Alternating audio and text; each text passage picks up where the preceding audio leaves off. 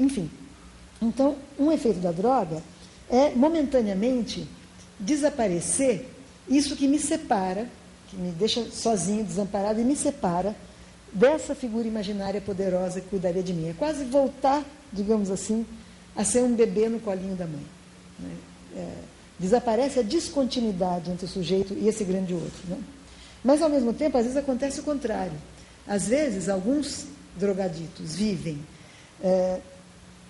na relação com ou uma mãe, enfim, com essa figura imaginária tão poderosa, tão opressiva, tão sufocante, que às vezes é o contrário. Às vezes o sujeito se droga para se estragar, para se inviabilizar, como se ele tivesse que fugir dessa relação perfeita que ele imagina que se instalou na sua vida e que ele não tem liberdade para se tornar um sujeito, um indivíduo separado. Né? Isso, algumas relações mãe-filho vão produzir esse efeito. Né? Não só a relação mãe-filho, mas a relação mãe-filho é ideal para produzir esse tipo de efeito. Então, vocês vejam que aqui já começa a comprovar essa hipótese dos psicanalistas de que não existe uma razão para as pessoas se drogarem. Quer dizer, por um lado eu estou dizendo, tem uns que se drogam para procurar amparo, como se a droga, junto do corpo, deixasse aquele sujeito pleno, perfeito, desaparece a descontinuidade, né?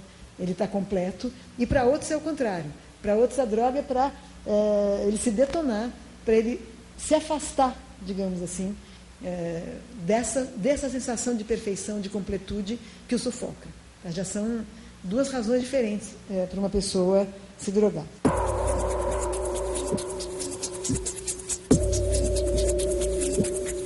O analista está sempre recebendo um sujeito e não um drogado. Né? Às vezes, até, a pessoa se apresenta como eu sou um drogado, porque é mais fácil para ele se ver assim, como uma categoria. Não sou uma pessoa singular, com a minha história, com os meus problemas, com meus conflitos. Eu sou um drogado. Então, a droga se apresenta na frente dele. Tá? Quer dizer, como se tentasse apagar a subjetividade dele. É como se ele tivesse um crachazinho, esse crachazinho identifica quem ele é, drogado, e com isso ele não precisa mais se preocupar. Agora, o analista que cuide disso. Ele é um drogado. Ele não tem que falar por ele mesmo. Ele não tem que se responsabilizar por ele mesmo. Né? A droga fez dele isso que ele é. Né? Vejam que essa é uma posição bastante infantil. Né?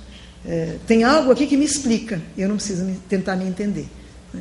Bom, quando a pessoa chega assim, é muito difícil cuidar. Você tem que refazer um caminho que não, fala você. A droga não me diz nada aqui. Fala você. E é um longo caminho para que ele deixe de acreditar que a droga resolve a sua subjetividade, mesmo que seja do pior jeito, para que ele perceba que é a sua fala, é a sua palavra, são as suas indagações que vão produzir alguma coisa nesse trabalho. Né?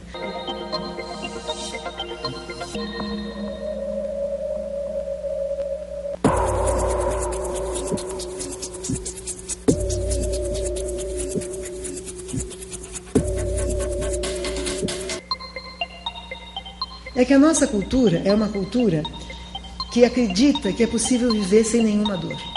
Somos todos faltantes de alguma coisa. Os objetos de necessidade, eles são assim, eles são imperativos. Por isso que há também uma relação entre a droga e a violência. O que é comum a todas as toxicomanias? No lugar do objeto do desejo, que é um objeto simbólico, para a psicanálise não existe um objeto do desejo, um objeto que você encontra e pega para você e acabou.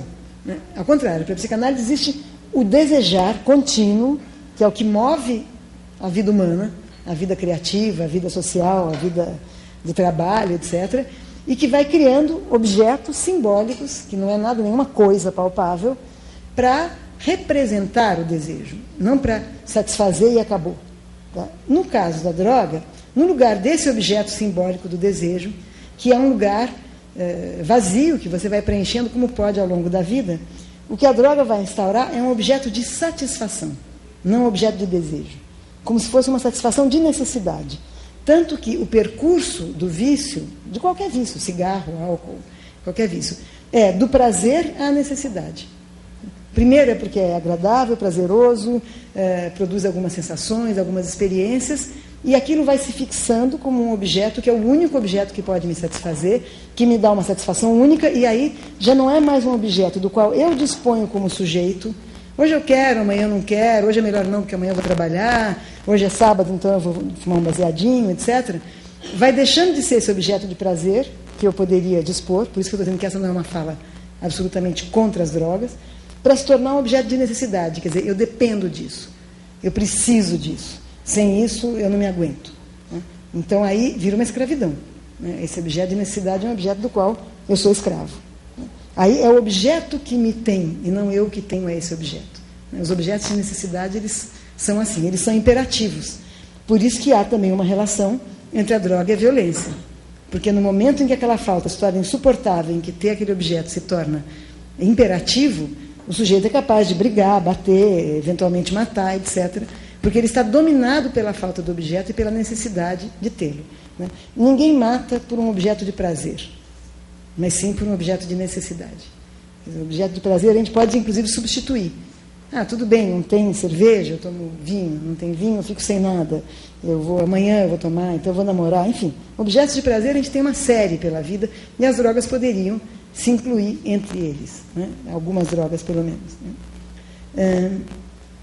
Então, o que acontece? Se no lugar do objeto do desejo tem um objeto de necessidade, né? Com o qual eu tenho uma relação, vamos dizer, totalitária, né? Preciso dele, ele me completa, é o único que eu posso querer, etc. Seria muito interessante a leitura do livro Junkie, que alguns talvez conheçam aqui, do William Burroughs, que foi um escritor americano e que se drogou com heroína, que é uma experiência que aqui no Brasil a gente conhece muito pouco. Eu só tive uma paciente que foi, quando vivia na Europa, se drogava com heroína, que é uma droga muito cara aqui. Né? Mas o Burroughs, nesse livro, ele conta a sua experiência com a heroína. Né? Ele se drogou praticamente a vida inteira e ele intercalava períodos de vício com períodos em que ele se internava e desintoxicava e depois voltava. Né? Mas o que eu digo que é interessante é porque ele conta que ele não se lembra justamente do barato da heroína. Quer dizer, aí tem o apagamento do sujeito. Então, a narrativa dele é muito interessante, porque ele conta como era a falta da droga, o sofrimento, inclusive celular, porque a heroína é uma droga que substitui algum elemento celular, que eu não entendo muito bem. Então, as células doem, o interior das células do corpo doem, depois de algum tempo, com a falta da heroína, porque ela substitui alguma coisa que é necessária para a vida da célula.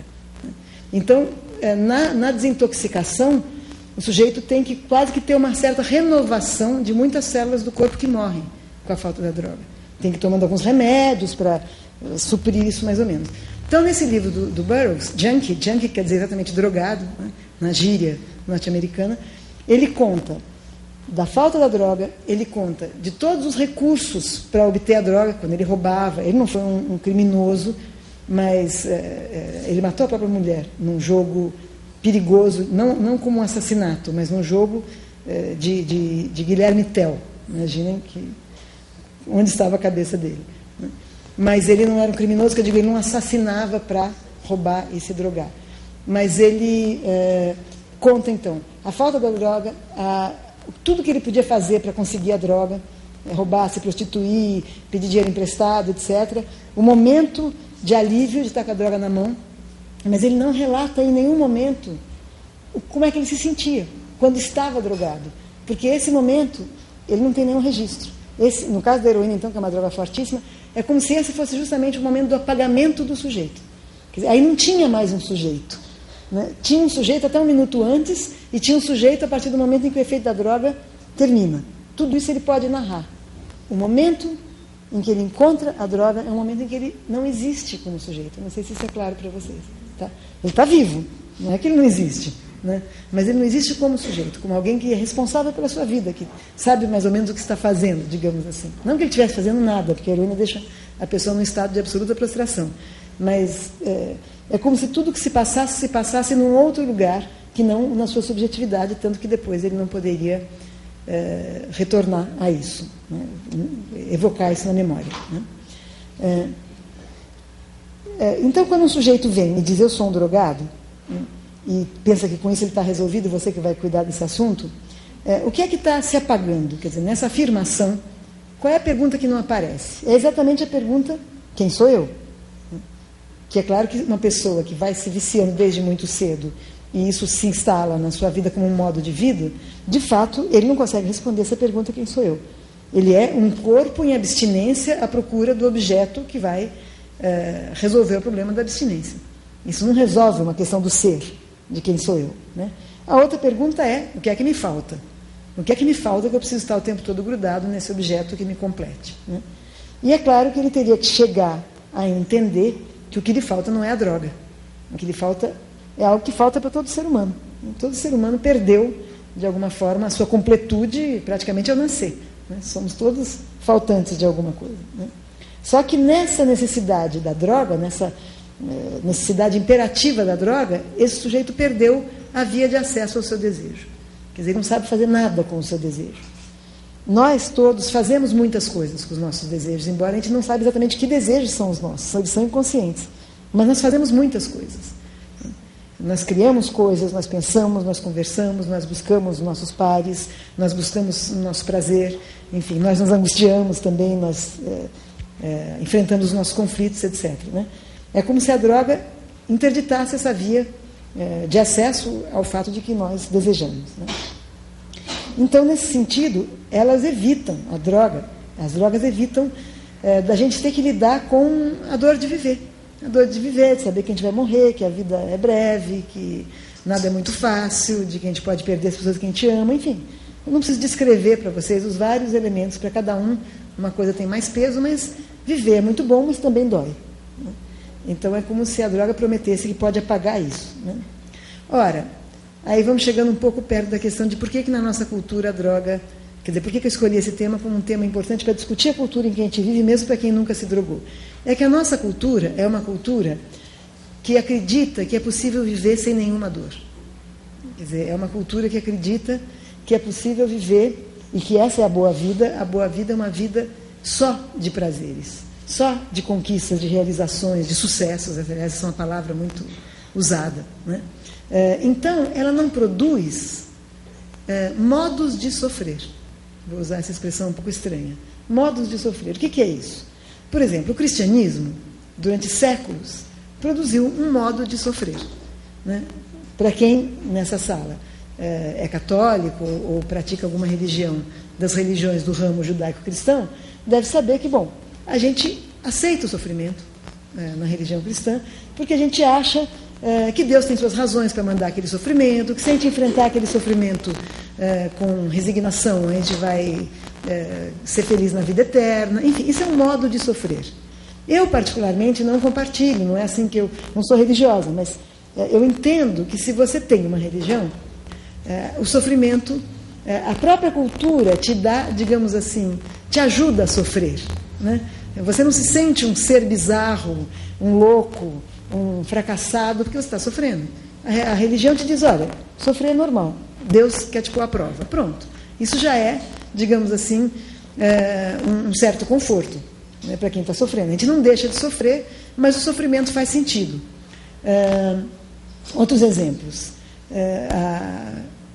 A corrente do romantismo, né, uma corrente de pensamento, uma corrente estética, que vem lá do final do século XVIII, da segunda metade do século XVIII na Europa, fica muito forte no século XIX.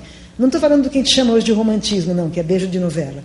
Não é isso. Romantismo no sentido de entender a vida como a nossa perda em relação à natureza, a nossa separação da natureza, a nossa ânsia de voltar a encontrar uma espécie de comunhão com o todo, a nossa impossibilidade de encontrar essa comunhão com o todo, né? Isso está lá na poesia dos românticos alemães do século XVIII. O romantismo produz um modo de sofrer, inclusive às vezes valoriza o sofrimento. O sofrimento se torna fonte de inspiração poética, se torna sinal de sensibilidade.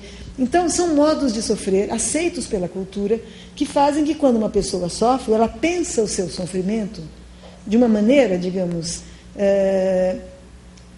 tem algum valor. Para ela, aquilo tem algum significado. Na nossa cultura, que é uma cultura muito individualista e muito hedonista, é uma cultura dos prazeres, o sofrimento nos deixa numa solidão absoluta. Cada um está sozinho com o seu sofrimento, inclusive com vergonha de dizer para o outro que sofre, porque sofrer é coisa para otário. Quem é esperto não sofre. Né?